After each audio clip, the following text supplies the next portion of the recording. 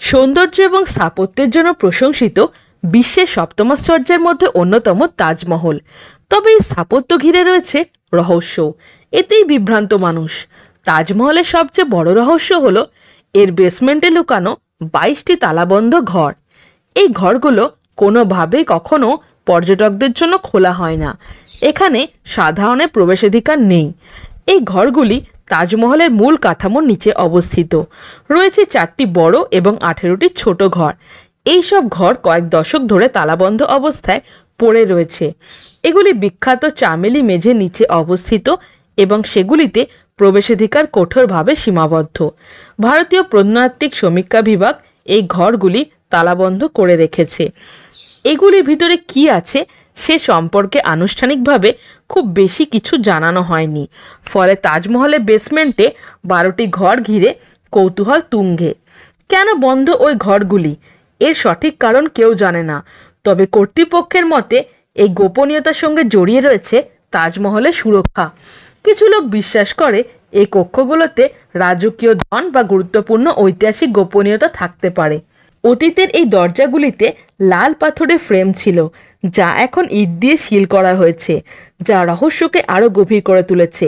মজার বিষয় হলো তাজমহলের 4টি মিনারই এই ভূগর্ভস্থ এলাকার সঙ্গে সংযুক্ত। এই স্তম্ভগুলি মূল গম্বুজটিকে শোভাবৃদ্ধি করে। এর মধ্যে দিয়ে যাওয়ার পথগুলো এখন বন্ধ করে দেওয়া হয়েছে। সম্ভবত কাঠামোগত ক্ষতিরোধ করার জন্য এই পদক্ষেপ গ্রহণ করা হয়েছে।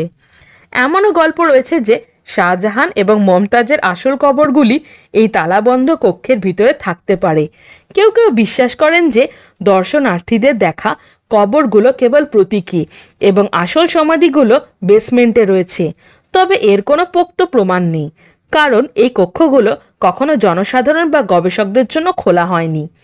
কিছু প্রতিবেদনে বলা হয়েছে যে ব্রিটিশ শাসনকালে এই ঘরগুলি সিল করা হয়েছিল।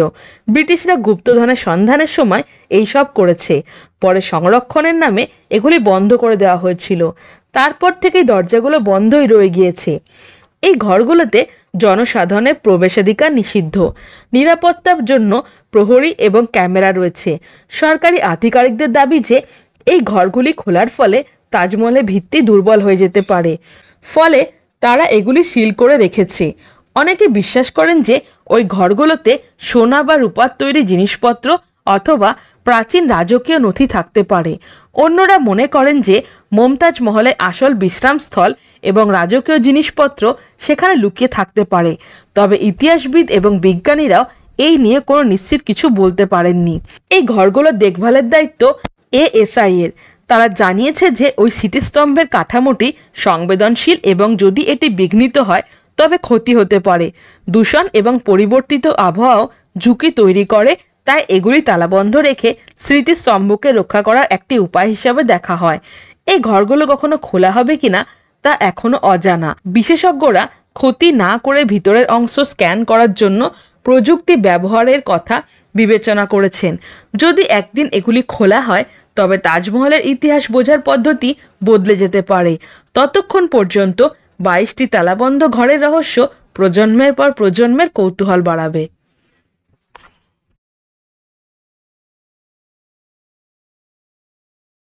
হ্যালো ফ্রেন্ডস, আমি জয়িতা। আপনারা দেখছেন বুক অফ নলেজ চ্যানেল। আপনি কি খাদ্যরসিক বা ভ্রমণ প্রেমী? তাহলে নিচে দেওয়া ডেসক্রিপশন বক্সের লিঙ্কে ক্লিক করুন আর রহস্য, এডুকেশন, অ্যাডভেঞ্চার রিলেটেড ভিডিও পেতে আমার চ্যানেলটিকে সাবস্ক্রাইব করুন।